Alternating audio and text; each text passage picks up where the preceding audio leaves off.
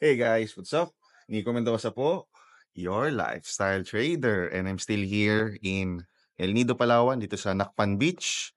And dito nakasama kong mag-breakfast ang ating kaibigan si Viviano at ang kanyang wife, si Tessa. So, they are both YouTubers. Kilalang-kilala naman silang dalawa. Viviano Forex sa YouTube and Tessa Thessalonica Farm, no? Nakakatuwa. Kasi ako nung nagsimula ako sa trading, definitely isa si Viviano sa pinakauna kong napanood kasi few pa lang nagtuturo ng Forex in Tagalog nung time na yun, pandemic times, no? So nakakatuwa na nakakilala ko si Viviano in person. Yes. So, ayun.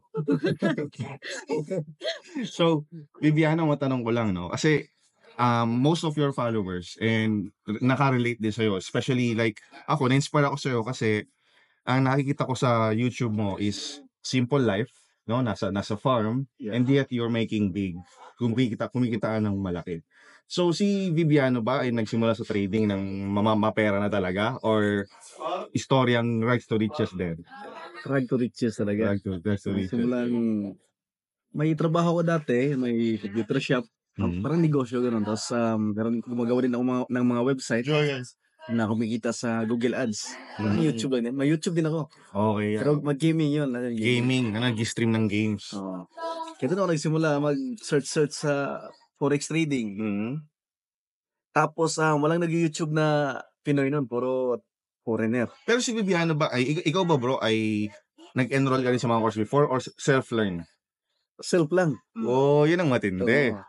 No? Puro ano yun, ang mga videos, puro mga foreigner yung napapanood ko dati. May mga seminar sila, may mga course sila.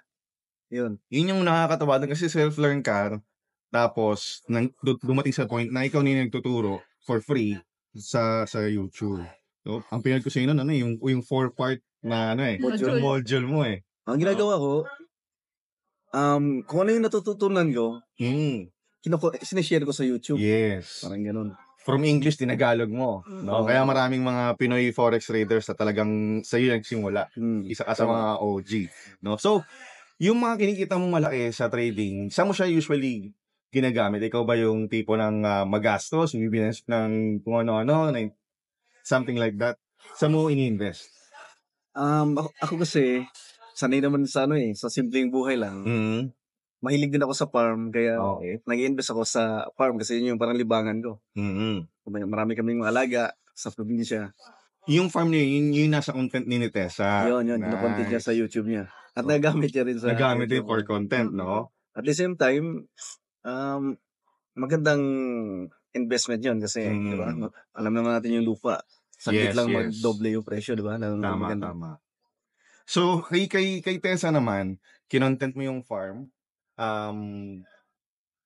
Yun na yung business mo ngayon or for content na talaga yung sa farm? Dual purposes din. So, business na rin namin ng family kasi yung banana farm namin nasa halos 20,000 trees na. Wow. Yung na-invest niya. Tapos, yung at the same time, binablog ko. So, para kami nag-tandem. So, habang nagpa-forex siya, ako naman yung nagbablog sa ni-invest niya.